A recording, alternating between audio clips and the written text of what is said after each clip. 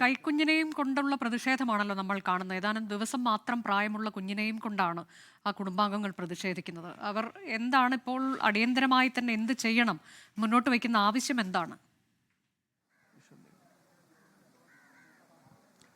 അനുജ, ഈ പ്രധാനപ്പെട്ട ആവശ്യം ഈ വീഴ്ച വരുത്തിയ ആളുകൾക്കെതിരെ നടപടി വേണം. ഏതെങ്കിലും ഡോക്ടർമാരുടെ ഭാഗത്ത് അല്ലെങ്കിൽ ജീവനക്കാരുടെ ഭാഗത്ത് വീഴ്ച ഉണ്ടായിട്ടുണ്ട് എങ്കിൽ നടപടി വേണം. ആരുടെ ഭാഗത്താണ് വീഴ്ച പറ്റിയത്, ഈ മരണകാരണം എന്താണ്, എങ്ങനെ ഇവിടെ നിന്ന് അണുബാധ ഉണ്ടായി എന്നതടക്കമുള്ള കാര്യങ്ങളിൽ വിശദമായ അന്വേഷണം വേണം എന്നതാണ് ഇപ്പോൾ കുടുംബം ആവശ്യപ്പെടുന്നത്. അത് ആവശ്യപ്പെട്ടുകൊണ്ടാണ് ഇത്തരത്തിൽ ഒരു പ്രതിഷേധം കുടുംബത്തിന്റെ ഭാഗത്ത് നിന്ന് ഉണ്ടാകുന്നത്. കാരണം ഈ പൂർണ്ണ ആരോഗ്യവതിയായി തിരുവനന്തപുരം SAT ആശുപത്രിയിൽ നിന്ന് മടങ്ങിയതാണ് ഈ ശിവപ്രിയ. പിന്നീട് ചെറിയ പനി മാത്രമാണ് ഉണ്ടായിരുന്നത്. പനിയെ തുടർന്നാണ് SAT ആശുപത്രിയിൽ വീണ്ടും പ്രവേശിപ്പിച്ചത്. പക്ഷേ ഈ ദിവസങ്ങൾക്കുള്ളിൽ തന്നെ ശിവപ്രിയയുടെ ആരോഗ്യനില വഷളായി ഗുരുതരമായി വെന്റിലേറ്ററിൽ പ്രവേശിപ്പിക്കേണ്ട ഒരു സാഹചര്യം ശിവപ്രിയയ്ക്കുണ്ടായി. ആ ഒരു അവസ്ഥ എങ്ങനെ ഉണ്ടായി എന്നതാണ് പ്രധാനമായും ഇവർ ഇപ്പോൾ ചോദിക്കുന്ന കാര്യം. ഈ അണുബാധ ഉണ്ടാകാനുള്ള സാഹചര്യം SAT ആശുപത്രിയിൽ ഉണ്ടോ, അല്ലെങ്കിൽ വൃത്തിഹീനമായ ചുറ്റുപാട്, അല്ലെങ്കിൽ അത്തരത്തിൽ കൃത്യമായൊരു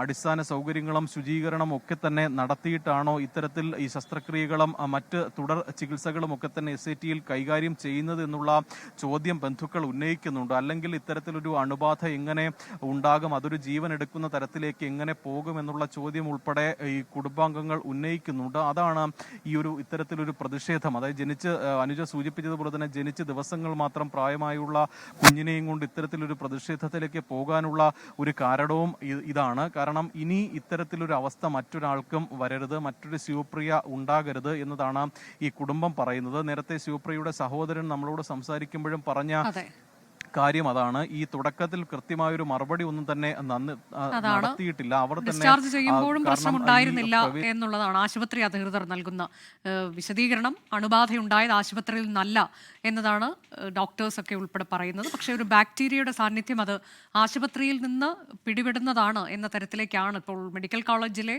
വിദഗ്ധ ഡോക്ടേഴ്സും നമ്മളോട് പറഞ്ഞിട്ടുള്ളത്. അങ്ങനെയെങ്കിൽ എവിടെയാണ് പിഴവ് സംഭവിച്ചത് എന്നതിലൊക്കെ വിശദമായി തന്നെ അന്വേഷണം വേണം. ഏതായാലും ഒരു ജീവനാണ് നഷ്ടമായത്. 2 കുഞ്ഞുങ്ങളുടെ അമ്മ ആ കൈക്കുഞ്ഞിനെയും ഒപ്പം മറ്റു കുഞ്ഞുമുണ്ട്. അവിടെ കുടുംബാംഗങ്ങൾക്കൊപ്പം ആ കുഞ്ഞുങ്ങളുമുണ്ട്. ലോകത്തെവിടെയായാലും ഏത് സമയത്തും 24 വാർത്തകളും ഓഗ്മെന്റഡ് റിയാലിറ്റി പാക്കേജുകളും എക്സ്പ്ലെയിനറുകളും വിശദമായി കാണാൻ ഞങ്ങളുടെ YouTube ചാനൽ നിങ്ങൾക്ക് സബ്സ്ക്രൈബ് ചെയ്യാം.